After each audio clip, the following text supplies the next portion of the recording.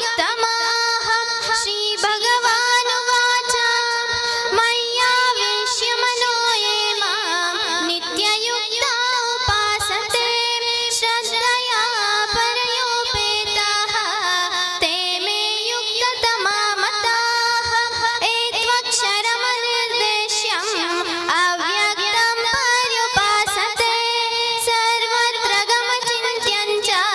कूटस्थमचलं ध्रुवं सन्नियम्येन्द्रियग्रामं सर्वत्र समबुद्धयः ते प्राप्नुवन्ति मामेव सर्वभूतहिते रताः क्लेशोऽधिकतरस्तेषाम् अव्यक्ता सचेतसाम् अव्यक्ता हि गतिर्दुःखं